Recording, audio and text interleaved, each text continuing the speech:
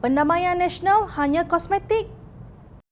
Oleh kerana serangan COVID-19 tiba-tiba mencanak naik, maka pemimpin politik diseru oleh Yang di-Pertuan Agong supaya menghentikan politiking. Sebaliknya, mereka harus memberi kerjasama untuk mencari solusi bagaimana menangani pandemik COVID-19 dan kesan akibat wabak itu terhadap kehidupan dan ekonomi rakyat Malaysia. Susulan itu, UMNO mengumumkan pihak mereka melancarkan gencatan politik terhadap Bersatu. Kenyataan tersebut kemudiannya dimurnikan lagi dengan istilah rekonsiliasi nasional atau pendamaian nasional. Presiden UMNO Datuk Seri Ahmad Zahid Hamidi mengumumkannya selepas mesyuarat Majlis Tertinggi parti itu baru-baru ini. Mesyuarat malam ini juga mahu kerajaan mengambil pendekatan lebih inklusif melangkaui perbezaan ideologi parti dalam menangani pandemik COVID-19 dan kesan negatif ekonomi terhadap kehidupan rakyat, katanya. Apa yang jelas, kenyataan gencatan politik atau pendamaian politik timbul setelah Datuk Seri Anwar Ibrahim mendakwa beliau mempunyai sokongan majoriti ahli parlimen di parlimen. Dakwaan Anwar itu amat menakutkan Perikatan Nasional kerana jika ia benar, pembentangan Belanjawan 2021 mungkin gagal diluluskan.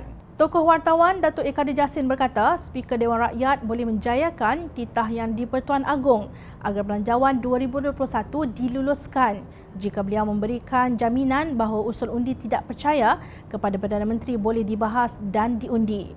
Dalam hal ini, Yang di-Pertua Dewan Rakyat Azhar Azizan Harun boleh menyelamatkan rang undang-undang Belanjawan dengan memberi jaminan yang usul-usul undi tidak percaya terhadap Perdana Menteri akan dibenarkan dan diberikan keutamaan, kata beliau dalam tulisan di Facebooknya.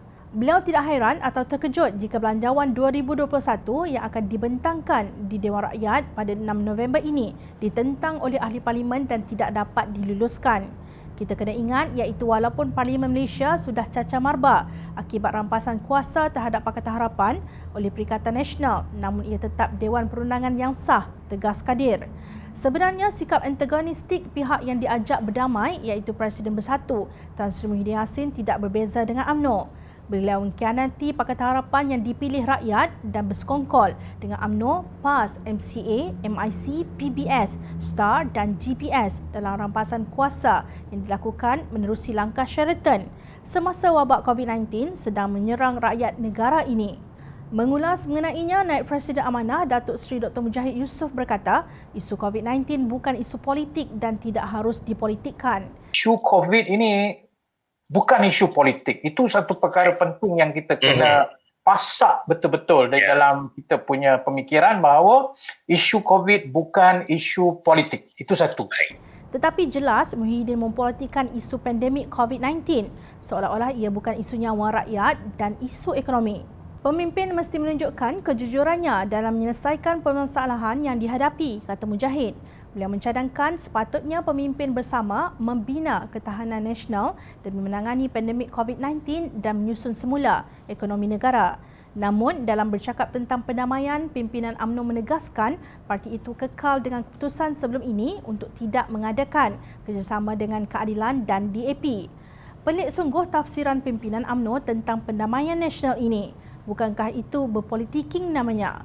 Justru pendamaian nasional adalah sekadar kosmetik bagi menutup kejahatan mereka yang ingin terus memperbodohkan rakyat dengan cerita dongeng bahawa rampasan kuasa pada hujung Februari lalu ketika negara diserang COVID-19 adalah untuk menyelamatkan negara.